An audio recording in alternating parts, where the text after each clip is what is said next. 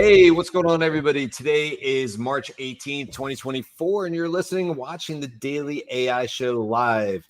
And today we have Beth, Junmi, Carl, Andy, and I'm Brian. And today we're going to kind of circle back to a topic we've talked about before. I mean, we definitely won't be the last time we talk about that, but talk about it, which is sort of some of the news that's coming out from Figure and some other ones about AI and robotics and that meshing together. And by the way, just not just humanoid robots. I mean, we probably could do a whole show on that. And we sort of talked about humanoid robots, meaning human form, the ones where you see the robots walking, that like Figure would be a good example of that. But other types of robots too. In fact, there was a great story this weekend that I really want to dive into that came out. And it's more or less two robot hands doing massage. And we'll dive into that more or whatever, but it's a good example, I think. And where I'm hoping this conversation goes is to, like, I was just saying this in a post on one of Rachel Wood's posts. Like, if you're sitting at your desk and thinking to yourself, I'm safe, like you have the wrong approach towards AI. And I wonder if I was a massage therapist, if I just finished school and all of a sudden this technology comes out and people are like, the few people that have done it are sort of raving about it and things like that. And you go like, ooh, I didn't expect AI to be so close to my job so soon, you know? And then there's that sort of panic that sets in of like, am I being replaced? Is everybody going to go this way? So anyway, that's sort of the topic of today. That's where my brain is. I've been thinking about this all weekend. I'm thinking this is going to be a fun topic. I guess let's start with Figure. So, Figure, that also came out like in the last week, I would say. And they had this, we can share a video of it or parts of it, but basically it's like Figure, which is a humanoid robot, plus OpenAI is the way they sort of build it. And that's interesting because like a lot of videos that we see out there, we've talked about it, right, Jimmy? The idea that how edited are these videos, even if they look seamless, we know that they could be splicing, that latency could be toyed with and all that. So we don't know. But in this particular case, a guy is standing at a table. The robot, the Figure robot is standing there, and he gives him an apple. There's some plates and some cups in front of him. He's able to multitask, which was really interesting because I don't think we've seen necessarily examples of that, where he cleans up a mess, right? He organizes and puts things in a basket. He meaning the robot, by the way. The robot organizing, cleans up the mess while also explaining why he had handed this apple to the guy that was standing there at the table. Really, really interesting. I saw a lot of news and people were like, oh my God, this is it, blah, blah, blah. And I was like, oh, I don't know. I feel like we should pump the brakes here a little bit. So let's start there. What did you guys think when you first saw the news that rolled out about Figure? Were you like instantly impressed, or were you maybe more like me and thinking, okay, what aren't they telling us? What aren't they showing us? Is this just yet another highly produced AI video, and it secretly is Google behind it? That was where I was. I was thinking about, but we've seen a lot of these demos before, whether it's humanoid form, animal form. Like I can't remember the company that showed this kind of dog-looking robot. Boston Robotics. Yeah. And then you've seen like demos of Amazon robots in factories doing stuff. I can't remember what Tesla's robot is called. So, there's a trend there. There's a trend of robots doing more and more and more stuff. And then I'm assuming this Figure, I think it's using GPT-4. So it says that. And it says OpenAI. It actually doesn't tell us. Which is my question, because clearly it has the ability to reason. And that's part of the new models that they're anticipating. Like, I'm not sure it's using GPT-4, but keep going, Carl. Sure. and we can see but we can all see the trend line and the progress, right? So all these large language models have some sort of multimodal capabilities. They have some sort of vision. Then you have all these robots every single demo seems to be getting a little bit better and better. I don't think it's better yet to the point where you can mass produce it and there was a podcast, This Life in AI. I don't know, there's two Australian guys. Anyway, This day. This day in AI. And the what they were, their big mantra is, unless you can actually use these things, it doesn't really count. Like we can see all the demos. But if you think about it, we're gonna have an amazing robot that can do a lot of these things. Let's say it has GPT-5 or higher, definitely higher level reasoning. Think about what all of us will probably end up using it for. Taking out garbage, taking out recycling, cooking for us, right? Walking the dog. And walking the dog really slowly in some cases. But there was a really good, I think it was on the podcast, The Breakthrough, where they were talking about, are we actually going to create robotic slaves where we're going to make it do all the things we do not want to do, put it through the crazy ringer? And the question they started posting is like, what kind of ethics are we talking about here about making these things do everything, like just abusing these things to the max? And I don't know if we want to go down that route, but it's a very interesting thing. And then it got me thinking, well, why does it have to look humanoid? Can it look something else that dehumanizes this thing, so then we can make it do all the things we don't want it to do? Yeah, I was going to say, the ethical question arises if you personify the robot with consciousness and you start to concern yourself whether it cares about what it's doing, or it has the awareness to even begin to care. So yeah, embodying AI is a very important trend. Because agency is a very important trend, and you want it to be you want that agency to extend into the real world, maybe into your own home. And there are a lot of complications with that I want to talk about a little bit here. But I'm all about, embodying AI, at least in the sense that it can take actions in physical space. Now, that may be not a humanoid robot. I mean, when you look at Figure and you look at a video that isn't shown in the demo where it's standing still and operating its very, very dexterous hands, if you look at its ambulation, when it does its ambulation routine and is walking, it's painful. And it's like you have to go back 10 years at Boston Dynamics to see such a poor performance in walking around your home. So Boston Dynamics is way ahead when it comes to mobility of robots, right? Like, and probably because they're focused largely, I believe, on the military applications. The Boston Dynamics team has developed, endurance with battery and weight. So here you get Figure's 130 pounds and has 4 hours of endurance. So it's going to be like C-3PO. It's going to say, I'm going to shut down now and recharge. How long does it take to recharge that battery? Well, you can have a fast charger. Maybe it's only 15, 20 minutes. So there's a complication in terms of endurance of an embodied AI, an embodied robot in the home. But a bigger concern for me would be, how do you maintain these things? How do you deliver them? Here's this 130-pound object that once its power runs out, you can't move it. If it can move itself, great. But how do you move it? You have to have a trolley track around your house to kind of hoist the robot up and take it to its charging station. There's a bunch of different issues that are going to present themselves before we ever really see these things penetrate the home. Unless it's much smaller, as you suggest, Carl, and limited in scope of its actuation. Like if it can turn on a light switch, you don't need a robot hand to do that. That can be done electronically with a solenoid, right? So AI can be connected to the smart home.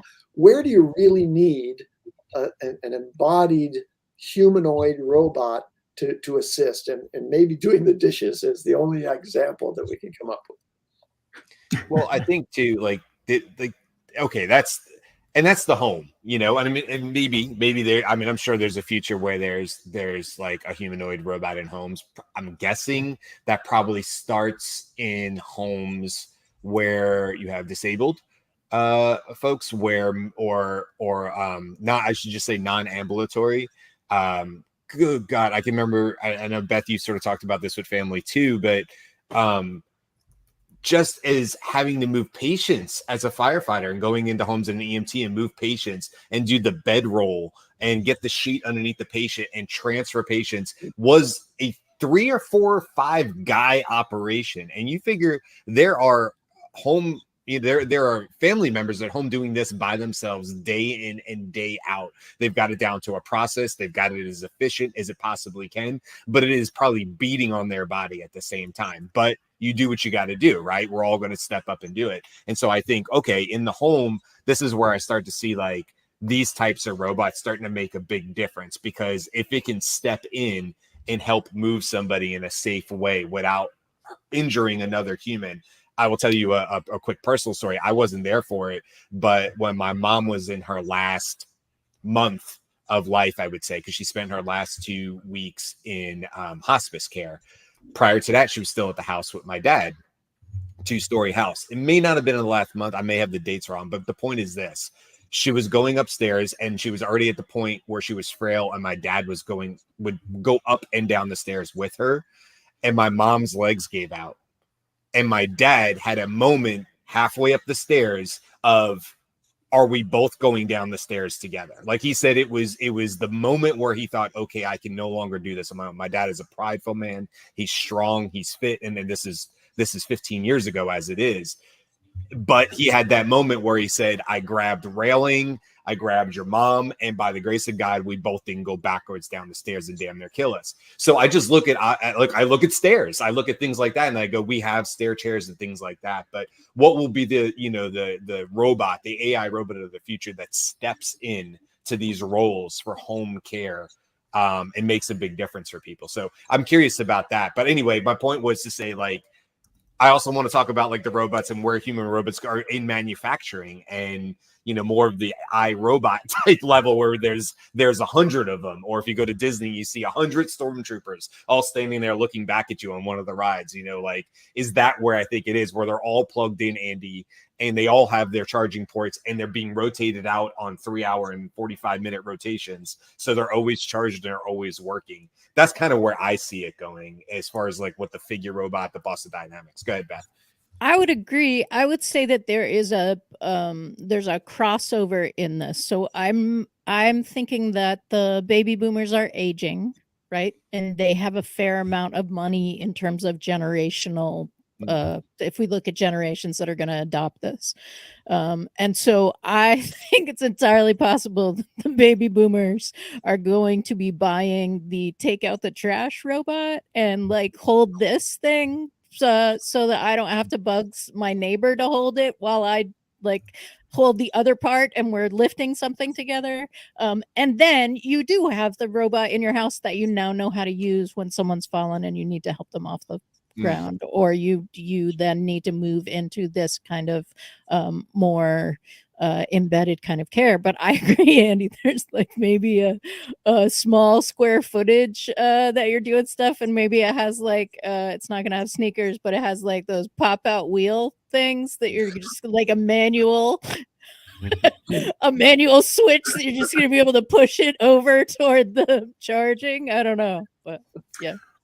Well, I'm going to be a little more reserved on this. I personally love this stuff. I'm a big sci-fi nerd. So yeah, robots, sure, it'll be fun.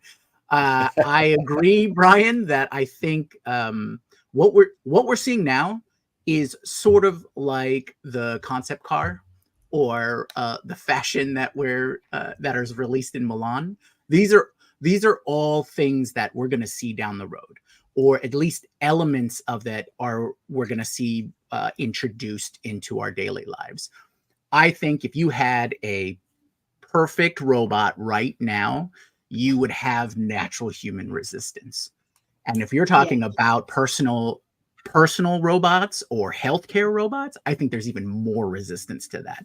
I think you won't see it on a mainstream integration until millennials are ready to be put into, you know, retire and start to age out. That's how far I see the pushback for that. Because I think right now, anyone that is Gen X or older is going to have a natural resistance for putting this into our home, except for the gadget people. I'm sure I'll have one as soon as I can afford it. And that's the other question too, is I don't think there's been a price point set what they want to mass release these at. And I can guarantee you it's going to be like a car. So way more. Yeah, exactly. So this is not going to be introduced, you know, the saturation into the populace is going to be very, very low. Now, I think the number one inflection point we're going to see is warehouse work, is industrial work, and those kinds of things. And, you know, Amazon's been building up to it for years now. They've already got robots recognizing where their packages are on their shelves and everything like that, and bringing it out to the packers. So we're definitely going to see an influx there. Also in shipping and automotive and trucking and all those kinds of things. And for the example about the massage, when I go for a massage, it's not just the, you know, 30 minutes of, okay, shoulders, legs, feet, you know, that's what a massage chair is for. I'm not sure, I haven't experienced this, so I can't say for sure, but having the human element seems far more important to me than the robotic experience. But I will reserve that opinion until I've actually experienced it. I think this is a great point, Jimmy. I want to talk about this really quick because you said something that exactly my wife. We had this discussion in my house this weekend. I was like, babe, check out Escape, by the way. It's AESCAPE. They're just starting to roll them out on some Equinoxes just in New York City. So it's not like you can go do this anywhere. And I was like, hey, check this out. I was like, number one, 0 human interaction. Don't need to get naked. Don't have to do that. Don't have to have that interaction. Don't have to have several conversations about like, yeah, I want more pressure in this area, but I want less in this area. All this stuff, right? So you actually wear like a bodysuit because the way those hands that I was just showing on the screen work better with pressure and stuff. But you're also, what you might not have seen on there is through where your head is like naturally laying down, you know, like the donut where your head is laying down, there's a touch screen right in front of you for you to see exactly what's going on after they did the 3D scan. Now, I'm like, Jimmy, you know, I'm the guy, like, where and when and where do I sign up? And I'll go do this tomorrow, right? My wife is like, robot that mistakes and presses too hard right on my spine and paralyzes me. No thanks. That was exactly what my wife said. Now we're 1 year apart in age, mid-40s, right? And she had a totally different response, which I think it's funny that you kind of bring that up, Jimmy. It was like, I don't know, I want the human interaction and response. And I'm thinking to myself, no, I want the massage. I don't want the human interaction. I don't want to talk to the masseuse. I mean, I love that the people are talented and know that. But if there's a robot that solves all those little minute pain points for me, I'm going the robot route. And I wouldn't even think about my spine. I'd be like, but babe, it's trained to do like your muscles in a 3D scan. She's like, robots can mess up. I was like, you're right. I mean, you know. So anyway, I just wanted to bring that up really quick. I didn't mean to interrupt. Right. We had that conversation on a prior show, I recall. And the issue with when you have an actuator in the home or on or near your body is that if it makes a mistake ever, the consequences are really huge and the liabilities are really huge.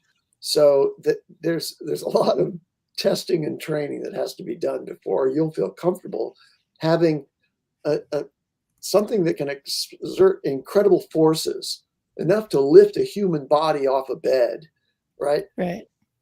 In your home and, you know, under your guidance. So anyway, that's an important issue. I wanted to just jump over to the educational applications and the companion applications of embodied AI. So there are a number of companies out there that are doing robots that have a physical presence and have sensors in them and also have vision, camera, and actually can move, can actuate their physical presence in the space, and that are being used to assist children. For example, Embodied Inc. is one that I'm sure you guys saw. Learning robots that support children academically and emotionally, using conversational AI, but also a physical presence, because you don't want this thing to be a ghostly, voice in the sky. It wants to have something that, fits with the human's understanding of something that's there with them in order to appeal to the emotional requirements there. Educational assistance and security surveillance from a company called RoboSolucio. So the security thing is interesting. If I have a robot, even a small one, that can, be traveling the perimeter of my property, like during the day, during the night, and can alert me, awaken me as necessary. That's a pretty interesting application, especially in a world of conflict where I guess every one of us has had the thought at one point or another where combination of pandemic and socioeconomic disparities leads to some uprising. And how do you defend you and your kin, right? So there will be defense robots like that at first don't have weapons. But, you can imagine people going in that direction. And then I really like the healthcare application. So we're talking about education, healthcare, surveillance, just, personal, robots that are movable and can surveil. Those are the things that I think will, be more, they'll be more present in our lives sooner than will humanoid robots inside the home. I think, Andy, you're right. Like not the robot that can do everything, which I think like people are thinking about, but those individual task specific, I don't even know if you call them a robot, to do specific things, one or two things or one group of things, and that's all they do. Because it's really hard to get something, and it's really interesting that every single time we anthropomorphize anything like humans, it's this type of thing. It's like, why are we building robots that look like humans? Why are we building things that look like animals? Couldn't you build something that looks completely different, built to the task or tasks that it needs to do, rather than trying to mimic humans with arms and legs? So I was always figuring that, like, robots could be anything. It could be, it doesn't have to have legs. It could be on wheels. It could be on like a ball. Like, what are those things that make it easier to be able to transverse its environment without having really slow, weird kind of like, it like bumbles around. So that's where I'm thinking, like, there are, super early days, but I think like companies will figure out, hey, why do we have to have it do this? Why does it need like legs? Why does it need arms? A better way to do it would be multiple arms, like 6 arms, or no legs, just a ball that it rolls around, that it can traverse or tracks or whatever it is. So I'm thinking we're probably going to get to a place that maybe the robot doesn't look human. Maybe it's actually built in a way that does specific things, which could be really, really interesting to see. Right. There are, and there, you see this. I think that the robots that look human and have like dexterity in their hands are the ones that are getting the most play because people are paying attention to them. But there was a recent video of basically a transformer robot that had that basically one of its shapes could be a ball, and then it broke into parts, and those parts could be legs, those parts could be and they were shaped like the triangles that formed the ball when it all came together. But this robot was designed, it was a experimental, right, just seeing if this is proof of concept, but it could decide what was the most appropriate shape for the environment that it was in, and it could use a little push and then it could roll, right? And that, when we get back into like how much power is it using, it is acknowledging its environment and using the least amount of power to do what it needs to do in order to get where it needs to get. And I will say that as as president of the board of my condominium association, we've been looking at security options, and I'm like, so is anybody using the robot dog? Right? Like, I don't want the robot dog ranging the perimeter because of power issues, but I would love the camera to say, hey, something happening over here, send the robot dog, that then like shows like giant light and has a like, you are being recorded, right? Or like whatever this is. And I will say complete crickets from the rest of my team. Right? Like, I was like, oh, I'm a couple of years ahead, apparently. Yeah. Right. I did see the movie Code 8. I don't know if you like, it's on Netflix. Oh yeah, right. And then you start looking, because that's what reminded me of the robot dog, where it could scan your face and all that kind of fun stuff. And I was just like, does it need to be a dog? Like, why does it have to be a dog? Like, no, and I just mean that four-legged thing. I think back to that point, Carl, real quick. I just want to touch on that. Here's my answer. Educated, uneducated, I'm not sure, but I would say like humanoid robots have a place in environments that aren't custom built for robots. If it's a manufacturing, I can custom build that environment to have for wheels, for whatever. And in those cases, you got to think to yourself like, yeah, why would you go with a humanoid version? But if we need robots for places that are custom built, houses, buildings, stairs, schools, anything like that that's built for humans, you're going to have a robot that can easily traverse carpet to floor to stairs to slippery to all the things that we intuitively do as humans. I mean, we fall and we fail and all that stuff too. We slip, trip, and fall too. But we're going to need robots that can do all of the things that we're able to do, not because it needs to look like us, because it needs to be able to accurately interact with our environment, and our environment's built for us. So I think that's more the answer, the way I look at it. Now, does it need to have a human face? Does it need to look like it could wince or something like that? Do we want to see that? Which kind of goes back to your initial point, Carl, and what you were saying, Andy, about, do we want any sort of consciousness in there? Like, do you want any robot to turn to you and go, ow? Whether it's just programmed or not, does anybody want that? Like, I'm thinking, no, nobody wants to hear the robot go, ow, or I don't want to do this anymore. I think that's part of it, I think we do need to mention, though, the possible psychological factor here and the reasons why humanoid shape or a dog shape would be chosen. And because all of the examples that we've shown of the dog shape has been for security.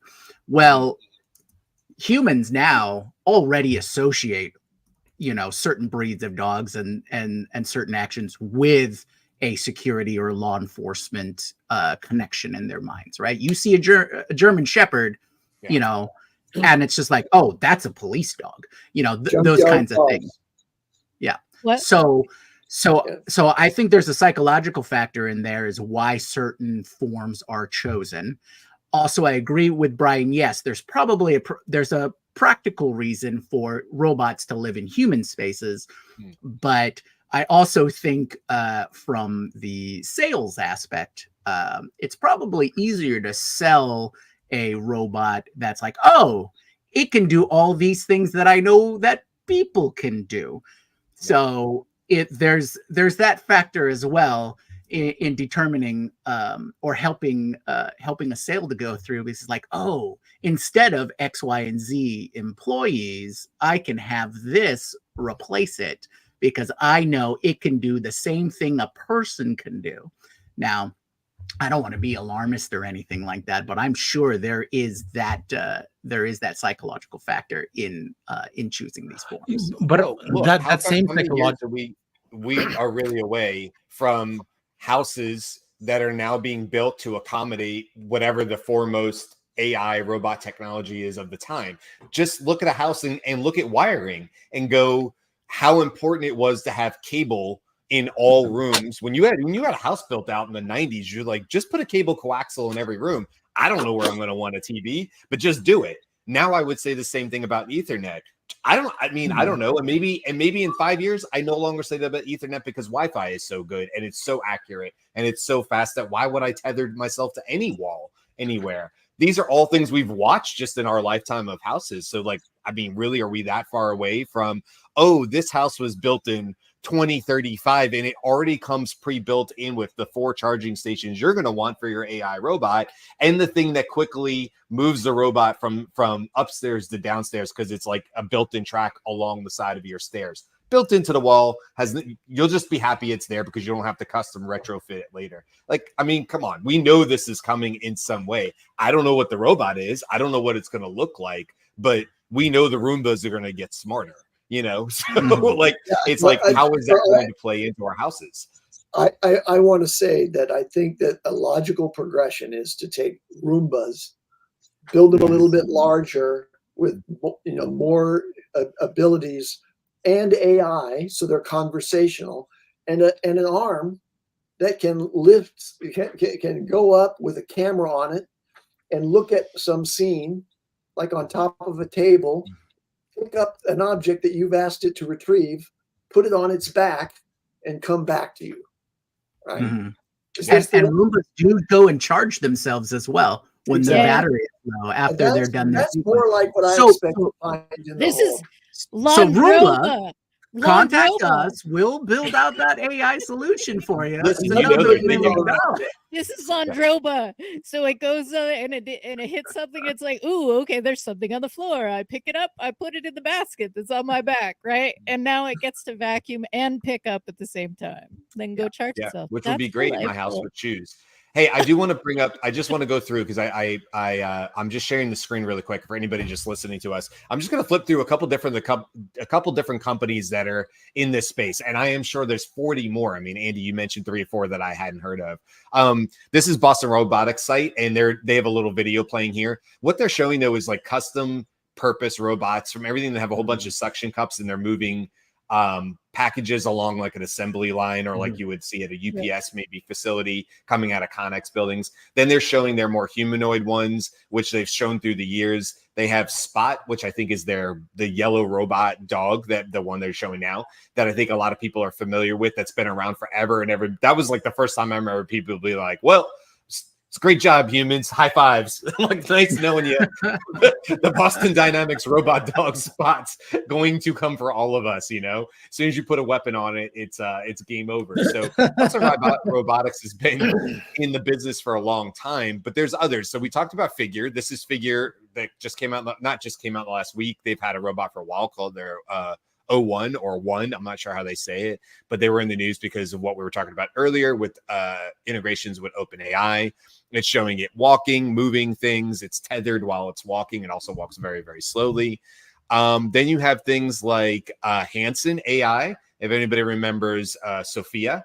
Sophia is a robot that has a very human latex looking face. Sophia has been in the news many, many times over the years, certainly not just on the last year or two. So that's Hanson Robotics and what they're doing. I guess they're trying to look, they are definitely working towards having robots that are very, very human looking all the way to the face, which you don't always see. A lot of times it's just a robot face. So really interesting what they're doing. You have 1X Technologies, who have also building out androids, as they say, built to meet the world's labor demands. So obviously they're working more towards labor and manufacturing and things. They're on wheels, kind of like you were talking about, Carl, but the top of them looks a little bit more humanoid, where they have arms. So they show them wheeling and gathering things out of trucks and moving curtains and containers around, and doing a full squat while it's picking things up. Like really, really cool stuff there. And they have a digital face. I don't like the digital face. The digital face kind of weirds me out, because like, if you can put a digital face that smiles, what happens if it frowns? Right. And what happens? It goes along with the ow, just a short comment. The video, I need to question their choice of their narrative choices, because the video opens up with a dark space opening up, and then the glowing faces of the robots all uniformly coming out of the darkness. Which one was Wait that? for a sci-fi movie. I That don't know about selling it. That's Was that's that the one digital X? Which faces. one did that? That's the This digital one, faces, and they all had the same digital expression on their faces, right? Like unmoving, just sort of Yeah. like. Ooh, And when you walk in the room, they all go, "Nice to see you, Beth," in unison. yeah. No. Aptronics, and then we have, of course, Tesla, the Tesla bot, or I think they also call it Optimus. I'm not exactly sure if that's exactly the same robot, but Tesla's obviously been a big worker in their space. And like I said, there's probably 30 more. There's actually an article here talking about like how Mercedes-Benz has been using the Aptronics ones. Their humanoid robots called Apollo, and they're using that on assembly lines and so on and so on. And then, eventually it just gets to iRobot, and he's, Will Smith is walking through rows and rows of robots. And of course, in that creepy scene from way, way back, the robot turns and looks at him. Like one face moves and they're not supposed to move, right? And the one has got sort of sentient ability and stuff like that. So just wanted to kind of run through a couple different companies that are obviously out there, and they're all like in their own spaces, kind of like what you're saying, Carl. Like we're just focusing on manufacturing. And then you have what Boston Robotics is doing, which is they have 7 different types of robots. They're not just focused on one. They've also been in the game. I don't know. I feel like they've been in the game longer, or it's just that they've been in the news more, and so like the public profile, we've seen it more. But I don't know. Maybe there's been companies that have been doing this much longer than Boston Dynamics. I'm not sure. Okay, as we wrap things up, I don't know your guys' sort of thought on this. We've talked about robots and how it could be coming for the jobs of masseuses, and they're very purpose built, and they do not look anything like humanoids. They will mix your drinks. They'll fry your fries. They'll take your orders at drive-thrus. They'll give you a massage. We've seen this. They'll bake your pizza and give it to you out of a vending machine. Like we've seen this over and over and over again, where it's basically the automated arms doing a variety of different topics or skills. And then we have all of this stuff, right? The humanoid robots, the moving, the machines running through factories, Amazon, so on and so forth. So I don't know. What's your sort of final thoughts on this, guys, if I can speak? I would say I hate making predictions, but roughly I'll say 5 years for commercial robots. So warehouse, trucks, cleaning truck, street cleaners, all those kinds of use, and we'll see that mass adoption at that point. And in 10 years, I think that's where we'll really have the accepted robot or consistent robot in the home. Yeah, I'd say industrial robots are already 10 years ago, right? So that's where you'll see the inclusion, as Mercedes-Benz has announced, of humanoid robots that are going to be used in very niche applications where, maybe there's a restriction for humans going into a certain space, but you need something that's dexterous and also reprogrammable easily through conversation. I'm skeptical on anything beyond the Roomba advancements for the home. I don't see the economics making sense or the maintenance and support for that happening. So I think they're already starting to get into security aspects, and will continue to do that, and we'll see whether non kind of industrial communities adopt them. I think they will at some point, and I'm not sure when that will be the tipping point. All right, that'll leave it for today. The rest of this week, tomorrow, we're talking about worms. And that when worms, we're talking about AI malware and the problems that are coming or already here. Wednesday, we'll be talking about the news. Thursday, we're talking about AI hype versus reality, and that kind of comes right out of today's show, right? Is this a hype bubble? Is AI really there?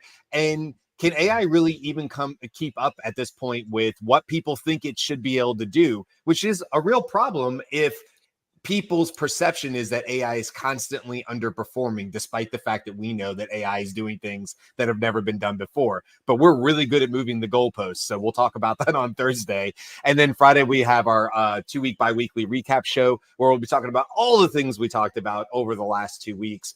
So keep coming back all week, guys. We got a lot of fun shows. I'm really excited about the topics this week. And we will see you then. Bye. Aloha.